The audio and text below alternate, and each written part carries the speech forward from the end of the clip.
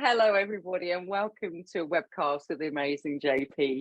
We thought we would come on here today to discuss everything to do with communication and particularly questions. I think one of the things I've realized with working with JP over the time is his sort of extensive experience in the industry. And I felt that he would be able to bring us a whole load of wisdom to take your questioning and communication with your clients and sort of further afield even further. You know, so it isn't just going to be for you as a FitPro. I think this is just going to affect you in life as well. So JP, thank you so much for joining us today. What are you here for then? Well, thank you. It's such a pleasure to be here. Yeah, I'm here purely because I think we get caught up a lot in the kind of exercise industry per se, on really knowing the movement well, the physical well. And the reason I wanted to kind of come along with a thing around questions, I mean, it's questions over commands really, isn't it? Like this whole idea of, all right then, what role do we have? And be honest with you, you're probably in for an uncomfortable listen if you are someone who feels like you should be the boss of a client coach relationship, because it's kind of difficult to be the boss when you don't you're not the expert in that person. That person is the expert in that person. So there's a whole heap of stuff in there that's really, really valuable. So first of all, the reason I wanted to talk about it is to kind of acknowledge how far as an industry we've come, because I think we can definitely say, hey, there was a time when trainers had a reputation for basically being these hard-nosed people that kind of made you do stuff you didn't want to do. And there wasn't a relationship there. It was more of a kind of come to me and I'll force you to do some stuff that you wouldn't do on your own. It acknowledges that change is an inside job, not necessarily an outside job. And the change on the outside requires change on the inside. And how do we do that? It acknowledges that change isn't about us, it's about them. Mm-hmm. And the fact that, as I said earlier, that they are the expert in them. So if you are someone who is working with people and you haven't asked them any questions, I would say that that's like trying to walk around a supermarket with a blindfold on. You know, there's all these goodies there, and you know nothing about them because you haven't asked the question, you haven't taken the blindfold off and looked and sought your answers. So for me, that's the thing with not asking questions, is that you are lacking some really vital information that only exists in one place, and that's in the other person, not in yourself. 100%. And one of the words I heard you talk about was relationship, right? And that's what we're building, isn't it, with these clients? An amazing relationship, and you need to be able to dig that little bit deeper. So I guess when people are sort of reflecting on their questioning that they do with their clients, you know, they're probably going, well, I am asking them, you know, there's a PAR-Q, there's a this, you know, I'm asking them sort of all those sort of, how old are you? How long have you been training? So I wanted to sort of explore with you, where do we start? What sort of questions? Is it about their lifestyle? Is it about their fitness? Is it about them? Can you give us some examples where we start? Certainly. Yeah, I mean, really, it's about getting some specifics that will really help you do your job. So one specific would be, a really great starting point would be to understand what they see your role as. So something like, okay, then, so you've told me that you've got this goal. In what ways do you think that I can help you? Or in what ways would you like me to help you? Yeah. Because I've asked that question a few times, and I already think that I know why they're coming to me, and I've been completely floored by the answers. You know, I'll give you one example. Sometimes we can get stuck when you know some stuff you can get stuck in thinking that people come to you because you've got all this knowledge, right? So I remember asking this question once of someone. I'm like, well, I'm thinking I'm going to ask this question, but I think I know that they're here because I know a lot of stuff about what they need help with. So I said, so in what ways can I help you? And I said, well, I think accountability would be really, really good. I'm like, because I'm thinking to myself, well, they get that anywhere and a lot cheaper, quite frankly. So, Yeah. but that's what they needed. They didn't come to me because I was expert in that area or somehow I had a reputation or anything like that.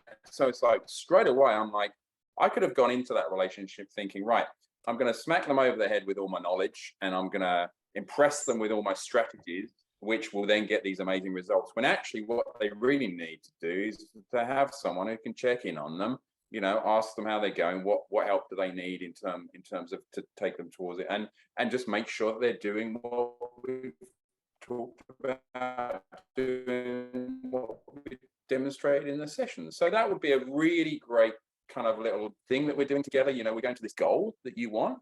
How do you think I can help you with that?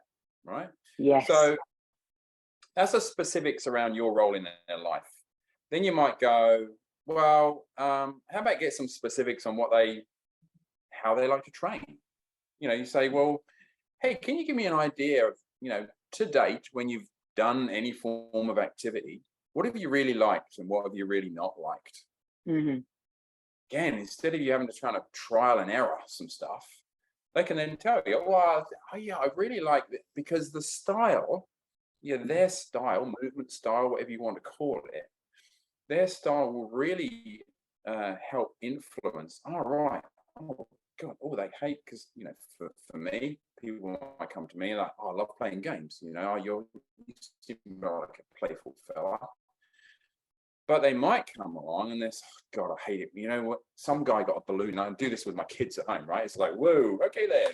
No balloons, no play. Let's call them drills rather than games. Do you know all that kind of thing? Suddenly your language can change and what you do with them. So that will give you some specifics on the style of training. So we've done the role, the style of training. And what about how about getting some specifics for every session? For example, you can go like, hey, in an ideal world, I ask this question a lot. In an ideal world, what would the outcome of today's session be? That's a really powerful thing to ask, because on that particular day, they might not want you to work doggedly towards the long-term goal. But you know what? I've just had a really rough week. Can we do some stuff that would just take my mind off things and actually make me feel better, less stressed? Wow. Okay, then that's good, because all that stuff I had in my head that was, basically a good old lower body flogging today. Actually, what we'll do is we'll take it back a step. Let's do some foam roller stuff, some mobility stuff, maybe play a game, maybe do some stuff that they haven't done before to take them out of themselves. It changes what you then deliver in that session. So that would be another one like that. That's a common one. And then we all ask kind of how they're feeling. Like there's this kind of there's this pre-activity questionnaire type thing. I've got one in my next level program that we do 7 questions, and we talk about that. But you can simplify it even more than that. I mean, I've got a classic one. I might actually, for those people, if this goes out as a thing that you watch, I'm going to show you an image. I've got an image here. And what I sometimes do is to really make it simple is I show them this. Oh, this is brilliant. So if this, that's amazing. So what I'm looking at right now is JP has got a picture of some brilliant dogs, and at the top it says, which dog are you today? And so we've got one that's sort of like asleep, one that's sort of like bounding around, one that sort of looks alert, one that looks a little bit curious, and it's just brilliant. Yes, I love this. So yeah, so I would say to people so you could have that on your wall at work. So you don't even need, because it tells a story. So dog one is this one who's flat on his face, on his belly, and he's just exhausted. And you can say, I've got nothing. Okay, I've got nothing. Dog one is, I've got nothing. dog 2 is, well, it depends on what you've got. I don't really trust you that much. Depends on what you're going to do. You know. Dog 3 is, well, you know, I'm okay. I can probably do most things. Yeah. And then dog 4 is like, throw the ball, throw the ball, throw the ball, right? It's just jumping, literally jumping out of his skin. So that for me is like the simplified version of like an in-depth, you know, pre-activity readiness questionnaire. And it's because it's visual, people just go, I'm dog 2. Very easy. I did a conference recently and I did this session and I said, before we even get going, everyone, I had this all on cards with all my information on the back. I said, can you just have a look at the picture? How many dog 1s have we got? Right. And then you get a few. Okay, then. All right. How many dog 2s? How many dog 3? I could then easily either advise on intensity for that room. If you're a dog 1 or 2, think about doing it this way. If you're a dog 3 or 4, think about doing it this way. And we also get, and the fun part, of course, is people start referring to themselves as dogs. So that's just a bonus. I also then got them to comment on a post that I'd done that day about that conference, saying, please put in the comments which dog you were, and I'll send you a free video on these games, right? Brilliant. So the feed was messed up with a whole heap of I was dog 1 kind of thing. For me, it's simple, anyway, right? It's simple, but it's novel.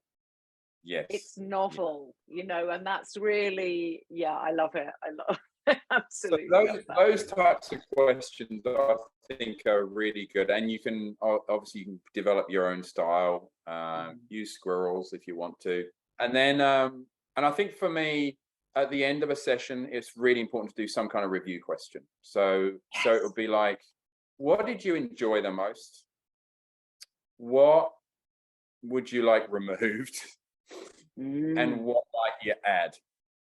Like that, those questions at the end, just to really, again, you've got this specifics on the direction of your future sessions, just with very simple questions like that. Now, I don't think they're necessarily new questions, but they don't lose any power just because they've been asked before.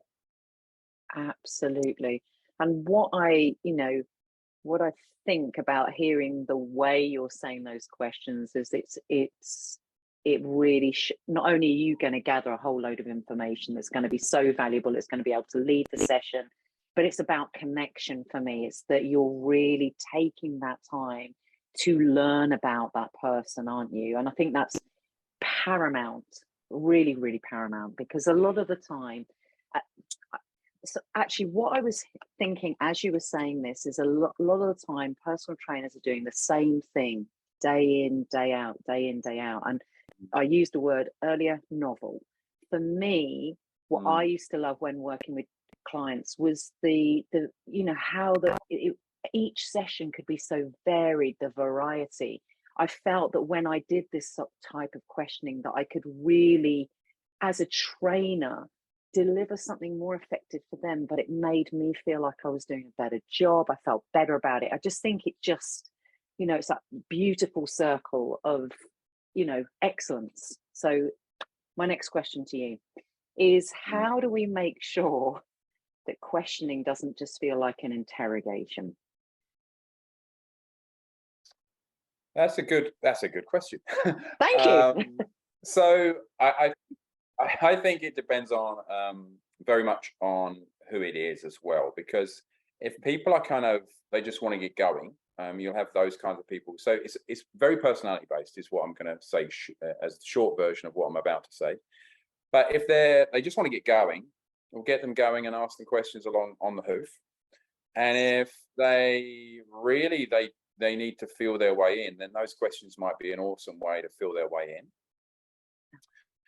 But for me, the big thing is to keep it conversational. So in other words, know your questions well enough that they don't sound like you're just darting questions out. So for me, it would be like, you know, we've got this whole thing around readiness where we, I'm really interested in how did they sleep, how well did they hydrate, how, have they eaten today, are they stressed? Those kind of questions I want to know about, because it will help direct the nature of the session that we're about to do. So I could direct them to a board and we can go through the questions, if that's what they like. Or we could get going. I can say, oh yeah, how'd you sleep last night? Yes. And it, okay then, hey, okay then, now do this. All right then, cool. You got your water with you? How's that been going today? It's very, so it's not really, it's actually a conversation that you're having. It's no longer a series of questions that you must, require answers to before we even allow you to continue.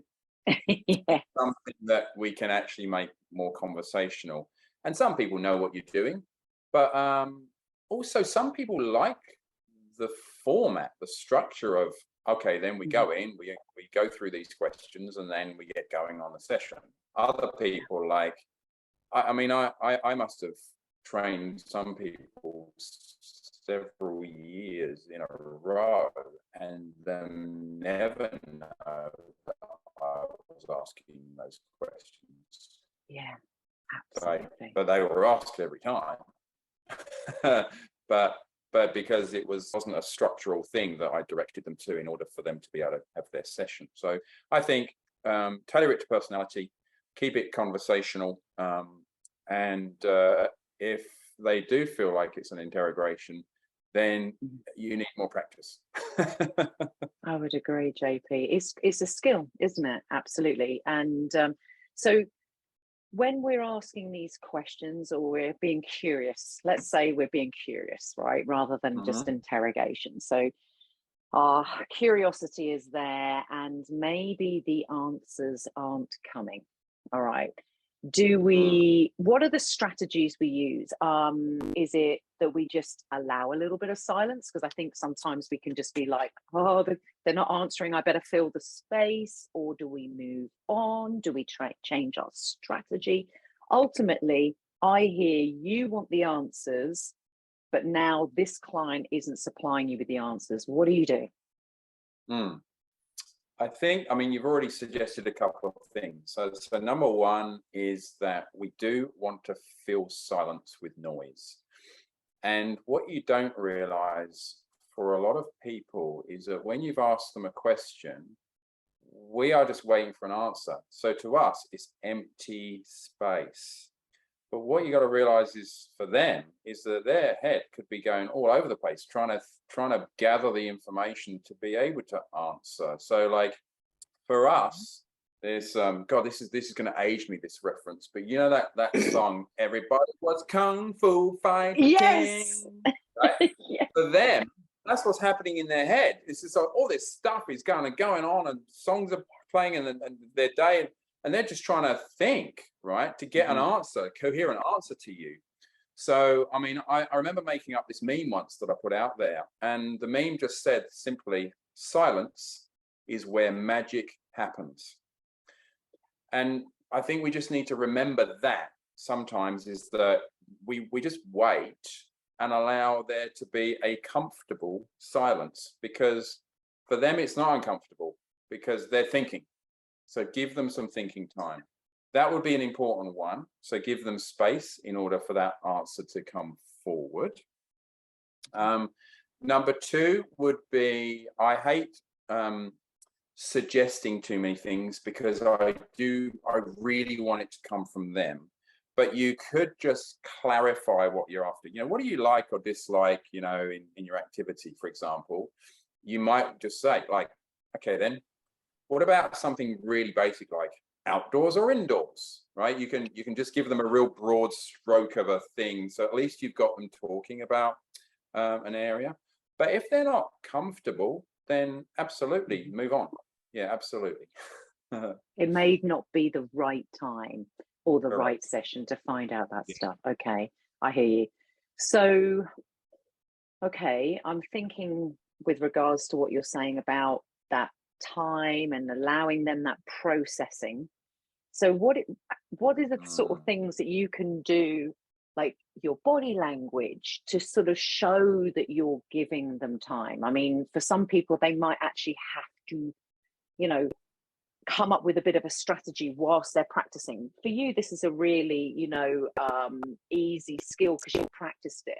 So for those people who want to rush and they feel it's difficult to hold that silence, is there anything you could suggest they do? Well, the major one would be to use why people are there as your timer. So in other words, you're just going to go, hey, while you're doing this, at the end of this little bout, I'm going to give you a question now. Have a bit of a ponder on it whilst you're doing this. And in like 3 or 5 minutes time, whatever it might be for this little kind of, you know, set of reps or sets of reps, say, let's say you've gone through, after these 3 exercises, have a little, let's let it sit and then come back to me on it. Because there's another way also of if the answers aren't coming from the client as well. So that way you don't have to worry about filling the silence. You don't have to worry about that. You've given them time, but you're actually using that time to further their physical progress along the way. So that would be a definite tactic to use while you get comfortable with it, because we know you're comfortable in that setting because that's your job the rest of the time. And we know that they're going to be fine with that because also that's the reason that they're there with you. So that would be my way of use the thing that you're there to do as your kind of like timer, sequencer, you know, keep you both calm about the whole kind of exchange and sharing.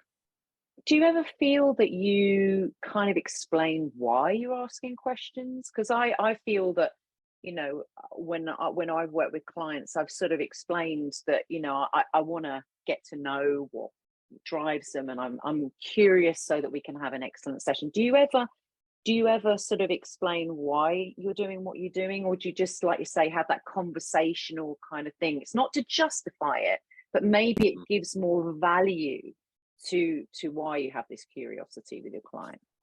I quite often do, but I tend to do it after I've asked the questions, so that the questions come fully naturally. However, again, it's another tactic. If the answers aren't coming, a little spiel that you can do is that thing that I'd normally do at the end, which is like, I really appreciate you giving me these answers because you are the expert in you. You are living in that body. I don't live in that body.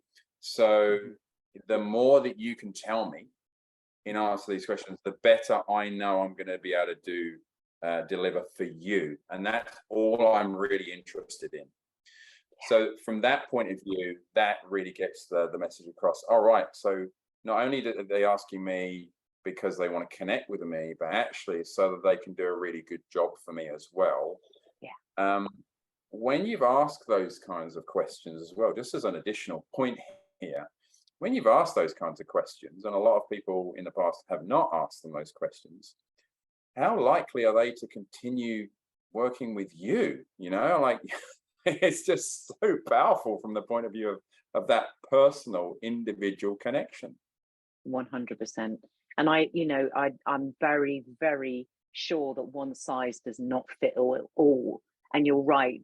You are, for me, I've had those experiences with clients where they're like, I've never been asked this before. You know, it's always been done this way. And you say it's powerful connection. Right. So with questioning or curiosity with your client, give me some super fun ways that you could get that information from your client.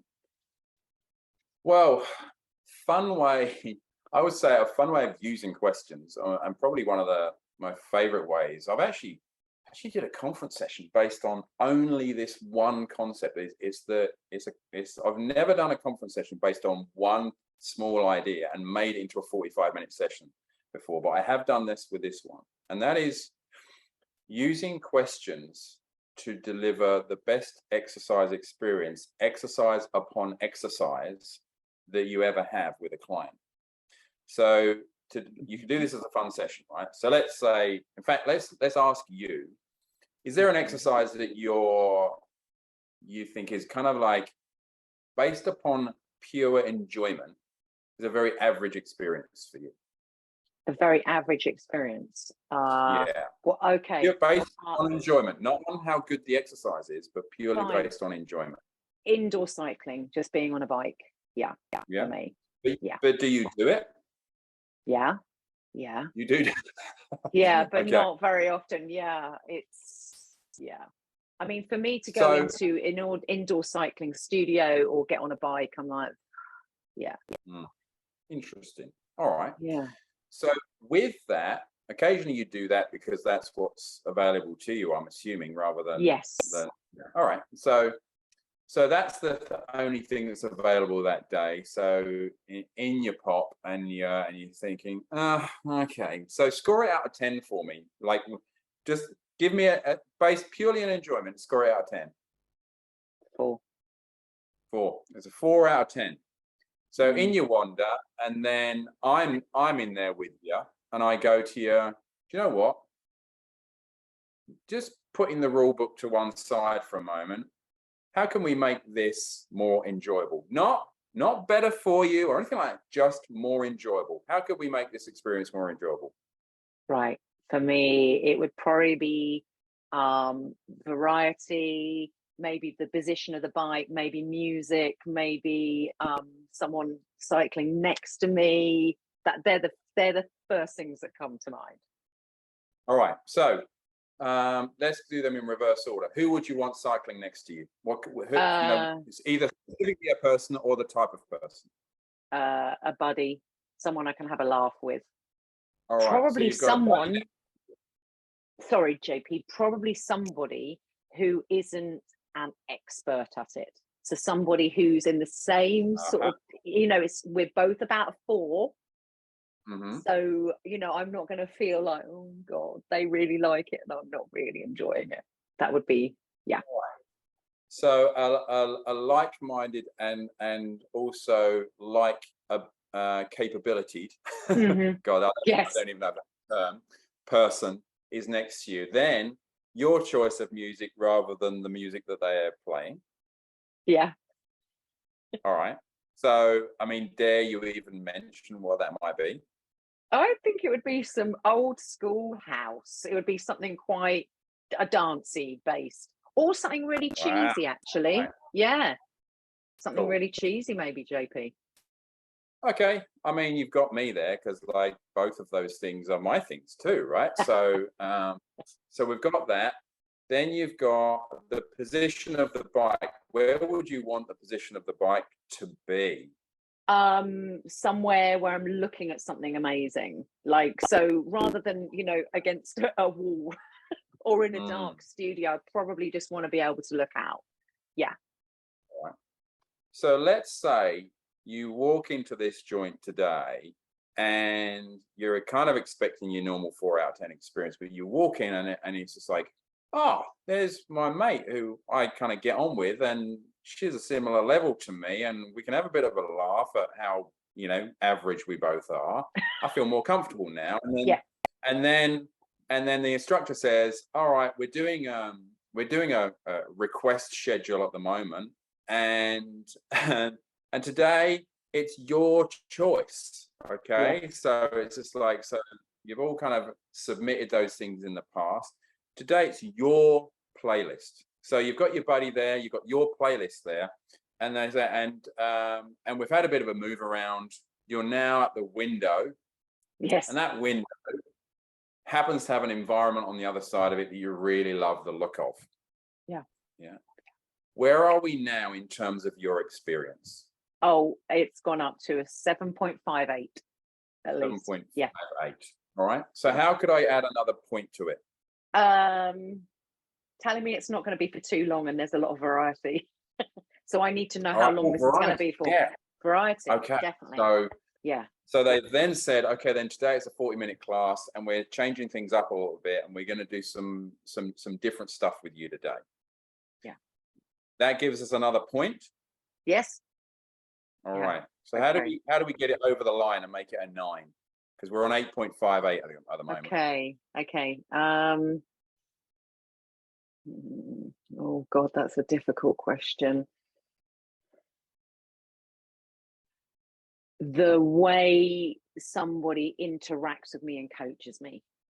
Yeah. All right then. Definitely. I haven't even thought about that, but yeah, that's going to be massive to me. The coaching style, so they might come over and it'll be just the kind of thing that works for you. So it might, in your case, be someone being jokey and playful, for example. Yes. Yeah. That would work. Really. So we've just asked you a series of questions, and we now know exactly what we need to do to give you a 9.5 experience out of 10 based upon that. Now, some of that stuff might be difficult for the studio to do. So, but it gives you an idea of how you can just keep asking the same question several times over, and look how much better. I pulled a guy out. I was in mid-session at another conference one time, and I just said, who's got an exercise that I really don't like? You know, something really mainstreamy kind of thing. I'm like, no. And a guy put his hand up to squats. So I'm like, great, can you come up here, please? And I just asked him the question like 3 or 4 times over. And he was on about a 2 out of 10 for squats. And it turned out that, like, as we went on, he said, like, oh yeah, well, you know, if people sang to me, then it would make a different experience. And I'm like, really? Because yeah, so I had about 50 or 60 people in the room. I'm like, we need to do a song that everyone knows the words to. So I said, I tell you what, let's see how we go. So what we did, we had 50 or 60 people singing Twinkle, Twinkle, Little Star. Guy did squats, okay? And he was so taken with it that when we finished Twinkle, Twinkle, I just looked at him, I said, what was that? He said it was a 10, right? Because we've made it specific to him. I was in touch with him. I had a video of that. I was in touch with him this year. So that was about 4 years ago. And I said, oh, remember this? And he came back to me and he said, I still sing it in my head whenever I'm doing squats. Stop it. That's brilliant. So that's just one. So if you do a series of, okay, then what should we do now? And they're like, okay, then we're going to do this. How could I make this based purely on enjoyment? How could I make this more enjoyable for you? And it's such a fun process to go through because you can end up in ridiculous places. I had one guy, of course, what he wanted to do was he wanted to try and push me over whilst he was doing his squats. So he'd move, do a squat, but try and barge me over each time. And that really floated his boat. He went from a 4 to an 8, just on being able to try and beat me up, right? So you just don't know, but it can be so much fun. But this stuff comes out and you have no idea. Like I didn't know what your choices were or your tastes were, but again, a lot of us can actually deliver on that. We just open up Spotify and go, okay, then that's easy enough. Bang, there you go. There's YMCA for you. Thank you very much. No, thank you. Okay, that's you did say cheesy. I did, and I didn't know that there was the option of pushing you over, JP. Because if you'd said, hey, I can have that, that would have taken me up to a 12. There we go. Well, that's the thing. Anything's on the table when you do it, because you're going to get so much more out of it if you're enjoying. And how much more, like if you want to use terms, terms that we hear in the industry, like exercise adherence. Yes. How much better is that going to be if they're doing the thing, but they're warding you. They're getting to do whatever they do along the way. Like it's genuinely really easy if you ask them for the answers and you don't have to try and think them up yourself. Do you know what I think as well? When you were doing that, and I know it's a bit of role play, I recognize that if I had that with a trainer, I feel that I could also have my voice when I'm not being asked a question. So I might go into that session and say, I've really noticed today I'm feeling a bit stressed. Do you mind if we do this? I feel like I could actually sort of, state my needs and wants a bit easier, just because it's almost like there's been permission for me to affect the choices. Yeah, so that's a, you know, a really important thing, isn't it? Because we want to hear our clients' voices, not always just through questioning. Okay, next question coming. Oh, sorry. You're creating a culture between you and your client, and that's a really lovely, open, two-way culture, sharing culture. Yeah, I love that. Okay, got my next question for you. So, how do we get better? How do we get better at questioning? Well, this is probably like the shortest answer that I'll ever give in it, because as you know, I can bang on a little bit, but this is probably the shortest answer I can ever give. It's by doing it. It's by practice. It's by actually dipping your toe in the water and starting. And that's how you get better. It's just kind of, it's weirdly, just like you get better at anything, is by doing it. But what you'll find is that it's so fulfilling when you get the answers and you can then take action based upon those answers. The level of job satisfaction goes up so significantly that you will want to continue to practice. Right. Do you feel, and I absolutely 100% believe that, do you feel there's any fitness professionals that would have some resistance to this, to doing it? That's I think if I were to stereotype, then I would say there may be some traditional old school sergeant major types that would feel like it would impact their ability to be who they are and the style that they are, because from their point of view, it's unnecessary to know people in order to do a job with their physical body. So it'll be that. Or at the other end of the scale is people who, and if this is you, again, just reach out. I'm more than happy to talk to people. But if this is you, that you are really worried about the answers that you might get, because it might mean that you can't deliver. And that is just, you know, that's where we need to show some vulnerability, because effectively what we're saying is, help me do my job better. And I'm accepting that you might ask me for some stuff that I may not know that well, or I may not be able to deliver on. And that makes me feel vulnerable. But wow, again, what an amazing relationship builder that is. Just for you to show your own human side. Human, this is the word that springs to mind, absolutely. And I think it's the better we practice this skill and know that we can bend a little bit from maybe what we had planned, you know, I think we build up that sort of almost resilience that I can adapt. And I think one of the skills that I learned, you know, was actually being able to recognize in myself that I don't have the answer. And actually being able, you know, when I was tutoring and stuff, you know, I had the depth and the knowledge, but sometimes I'd be like, do you know what? I'm not entirely sure. That's amazing. I'm going to find out for you. I don't want to get this wrong. I don't want to just blag it.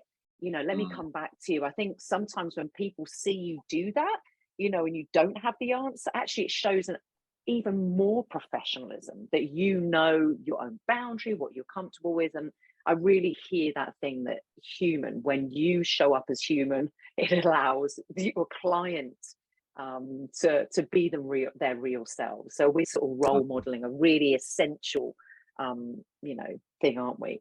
So go-to questions. What, you know, if people have to practice, you know, they're not just going to come to them. They're going to have to maybe think about what do I need to ask? How could I do it? Because JP's way of doing it is conversational. This is practice. This is your way. You're going to, you know, your clients. So let's say for Fred, who's new to this, what questions do you think he perhaps should give a, you know, start with? Well, I reckon certainly, I mean, one is that I've mentioned before, and that is, what is the ideal outcome that you'd like from today? Like just something that simple. It can be very powerful, because you have no idea what might come out of their face at that point in time.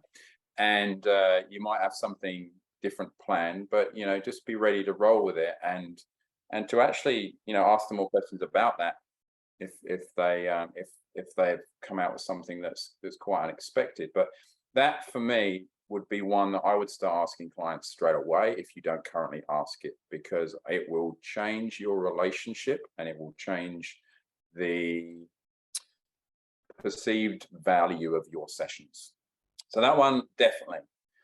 One, that if you are encountering resistance in sessions, like, oh God, I hate these, right? Or, oh yeah, I'm just, yeah, this is, I'm really struggling to make it to these sessions at the moment, or I'm really struggling to feel positive about approaching it. You know, it's all sorts of things, but there is kind of like a generic question that you can adapt easily for any situation like that. And that would be, tell me what needs to change for that to be better. Like that's a very open, and it can go anywhere. But for that, rather than you keep suggesting ideas that, you know, that aren't necessarily hitting 100% for their life, just spin it round, take the pressure off yourself. Okay, ask them what needs to change, because then they've just told you what they need to do and all you need to do is step in and support that thing, because it may be changing the time, in which case you can do something with your diary, but it could well be that it's just like there's something going on that they didn't tell you about. And Yes. just by telling you about that, it's relieved the situation immensely.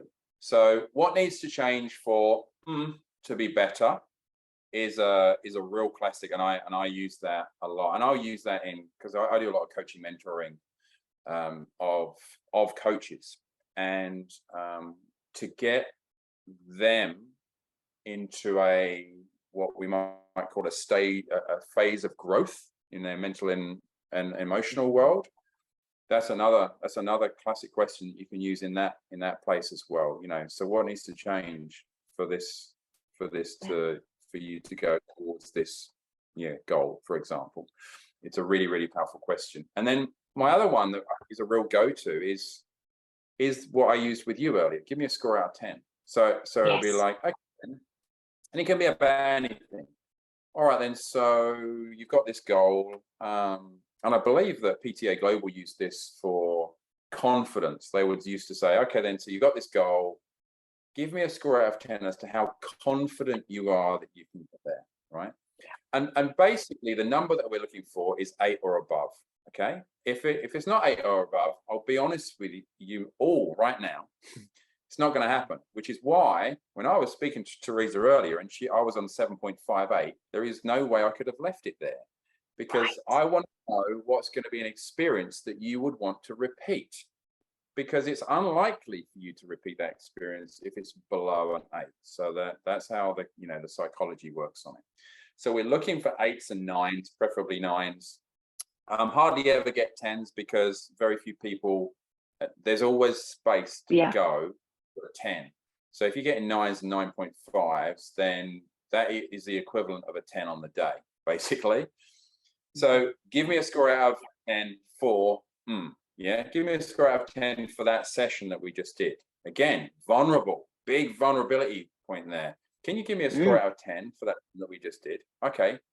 Is there a way I can make it, one better? If it's 5, don't ask them how to make it a 10. It's just too much.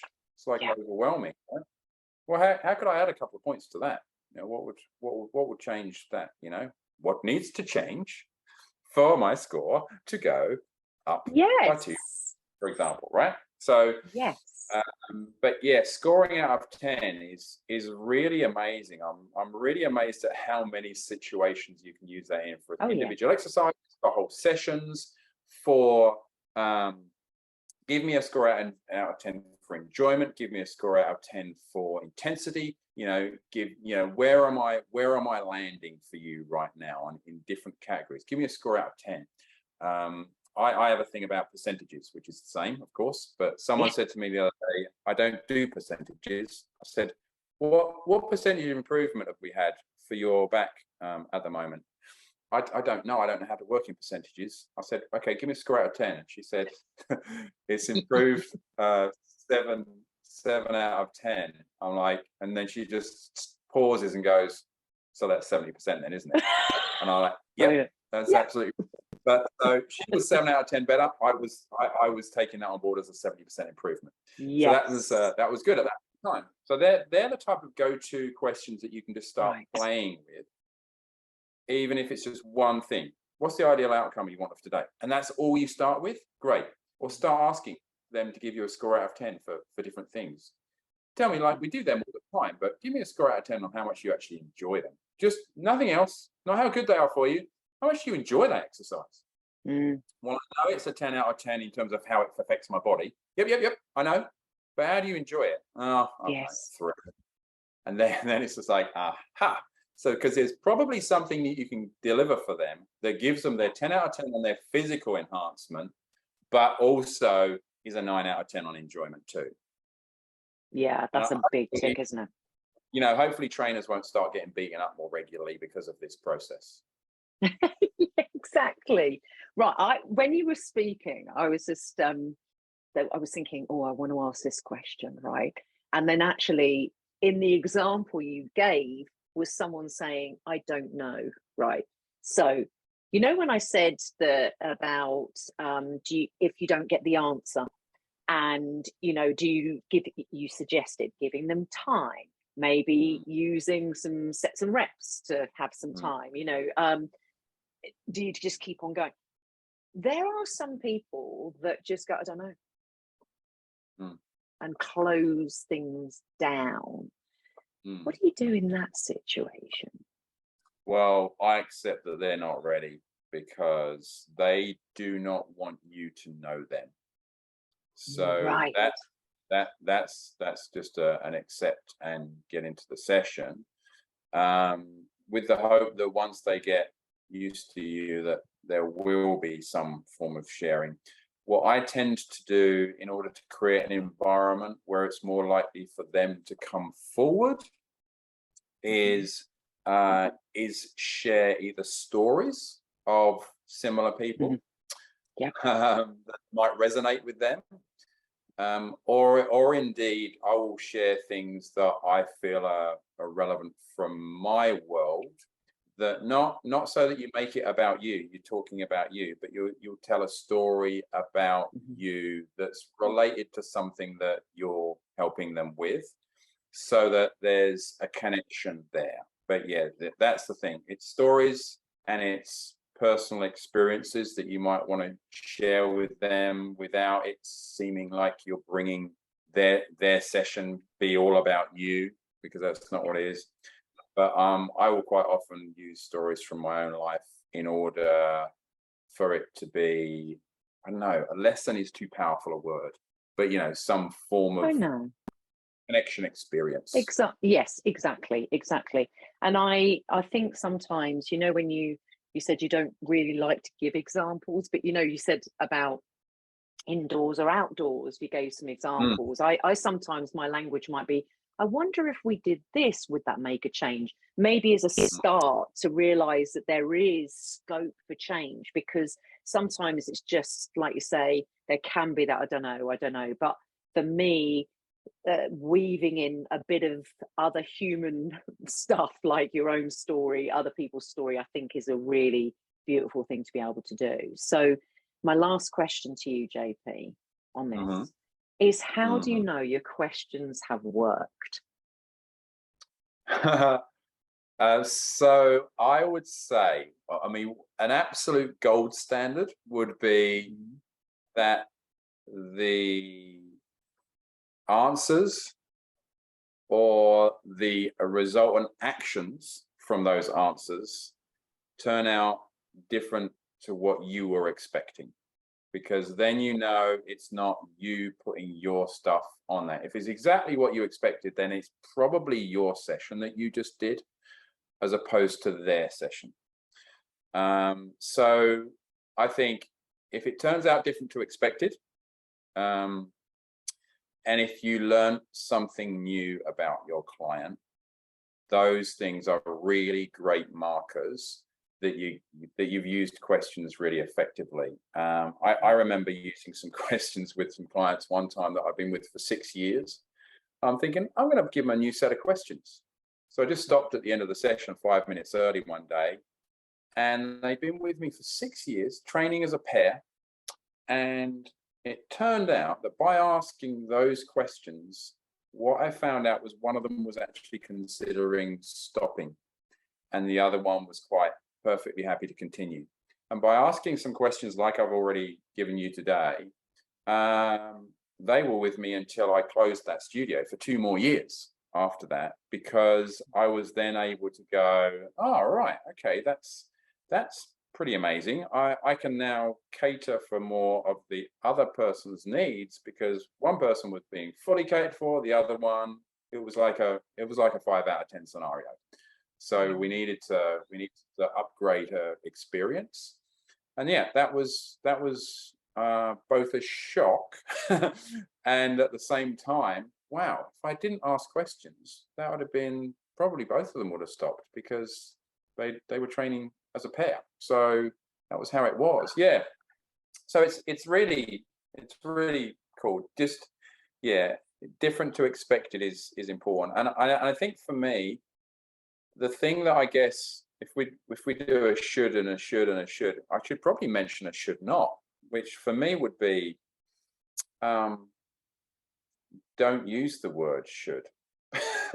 So in other words, oh, okay, then you should do this, right? Because again, that's us imposing us on them. So let's say, because I can guarantee you there's a heap of you out there, and you kind of know, your clients, and you kind of know where it needs to go. So you can say, oh, maybe you should do this, or you could spin it into a question. So you know the outcome that they need, or the answer to the question before you've even asked it, is that they need to do more of this stuff. But rather than you go, hey, I think you might need to do more of this particular type of exercise, or more of this type of, cardiovascular activity, or whatever it might be, you can actually ask it as a question. What do you think the merits of doing more cardiovascular activity might be? Yeah, so you're just posing it more as an inquiry for them to have a bit of a think about. Put it in front of them, Have you ever thought of doing this? That, again, you've spun it. Not, you should do this. Have you ever thought of doing this? Have you ever thought that maybe if you did it this way, do you think that would make any difference? See how different? Suddenly we're not butting heads at all with that person. We're just putting it out there as a, hey, let's have a discussion. Let's knock this around a little bit as a collaboration. Yeah. JP sounds very, very wise. I've learned a load, and I've been doing this for a long time, and what I said at the beginning of this, and I know it's about questions, not commands. And, I think for me, communication it's really vital, isn't it? As a fitness professional, we know that's going to make the valuable experience to them and all of that. But for me, it really, enters into our own lives as well. So, I want to thank you, because it always makes me reflect on what else can I do here and here. It's not just about my clients, so I hope that the people listening in today can bring it into their practice, but into their lives, and practice it and practice it and practice it. Where do you think in your career you started getting good at this, out of interest? Because you've been doing it for a while, haven't you, JP? I've been doing it a bit of a while, and certainly in the last decade I've got a lot better. So and the reason that happened is because someone came along and did what I'm doing today, which is, hey, like, if you want really good not just sessions, but if you want really good relationships, it's about getting really good at asking questions. And it was like, right, okay, because I was just really good at providing experiences based on not asking questions. So I did all right, I did pretty well. I was normally the busiest person in each of the gyms I worked in. Then I went outdoors and I was able to be, pretty successful there. But I didn't know my clients in the way that I do now. So that someone came along. It was a mentor of mine at the time. Yeah, so just have a bit of think about asking questions more. And I'm like, well, what kind of questions? And I'm like, well, you know, here's some examples I've given you today. But so then as the years went on, I got okay at it literally in the first year. Everyone can get okay at it. And then the more I got into it and the more connection that I made, and then the deeper aspects of the connection, and then people just started sharing with me more and more.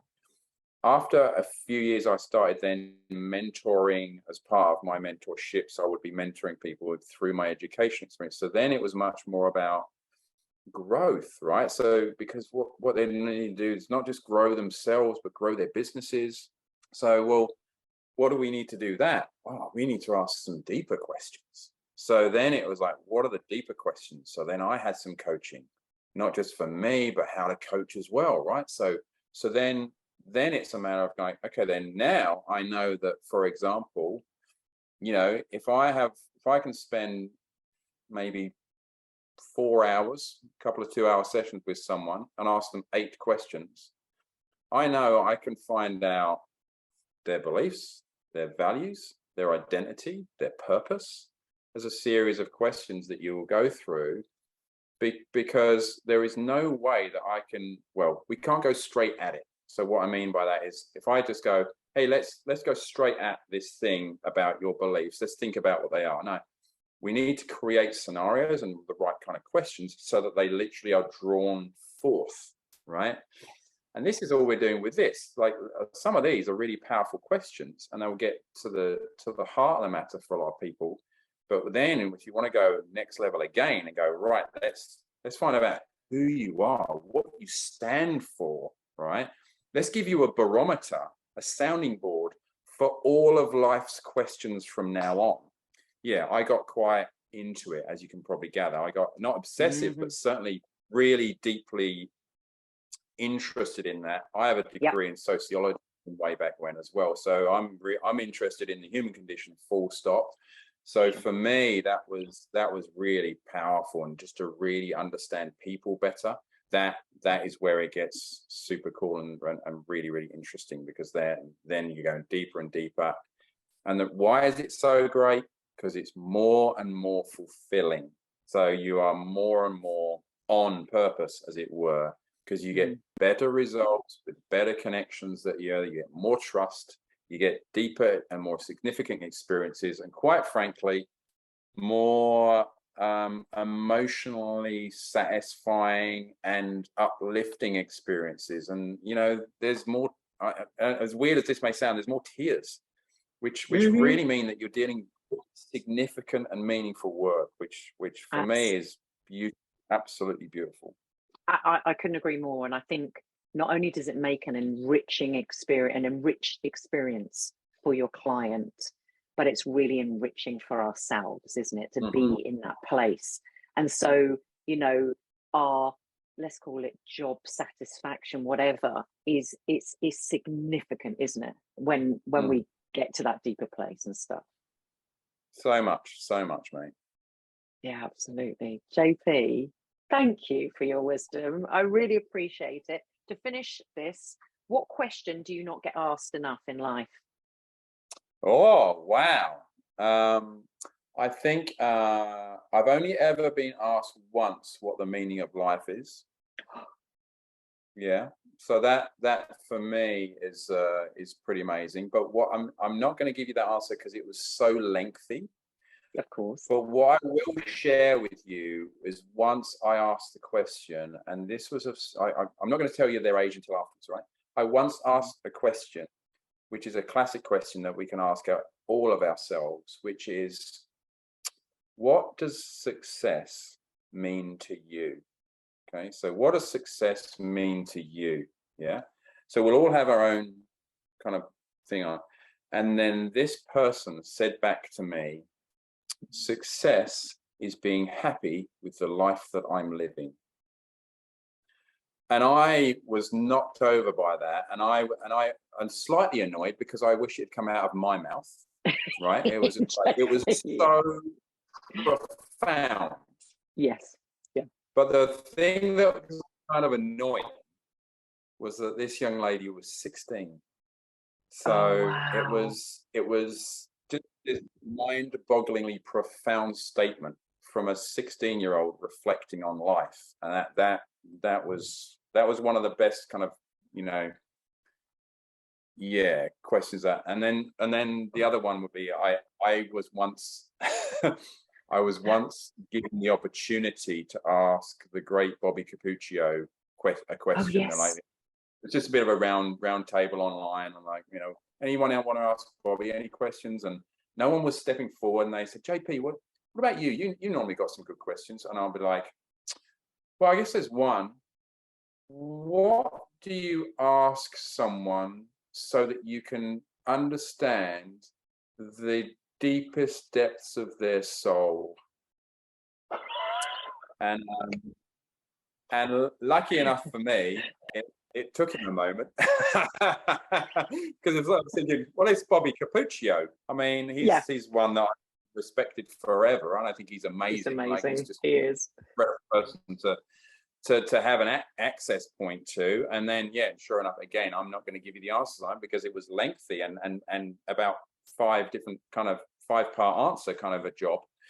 But it was again, that was a beautiful opportunity. And I think if you can ask a question that will give someone pause for thought, you know it's powerful, and you know it's significant, and you know it's meaningful to you and to them. Love that. Love that. That's a brilliant way to wrap this up. Thank you, JP, for, like I say, for your wisdom and for sharing and your time. We really, really massively appreciate it. Where can people follow you? Because I'm sure they want to know more. Yeah, I mean, the easiest way to really stay in touch with me is actually through my Next Level community page on Facebook, because that's where I'm most active. I'm on Insta as @JohnPolleyJP, but the really good one is the Next Level community page. It's got about 2,000 members at the moment around the world, and that's where I tend to share my kind of daily thoughts and anything kind of movement, wellness, mindset, growth, and humor, of course. Yes, absolutely. Lots of that. Yeah. JP, thank you so much. We'll catch up with you really, really soon, I'm sure. It's You're been going a to say pleasure. goodbye to say goodbye to everyone. Bye. Bye. I'm going to turn the recording off if I can find the button this time.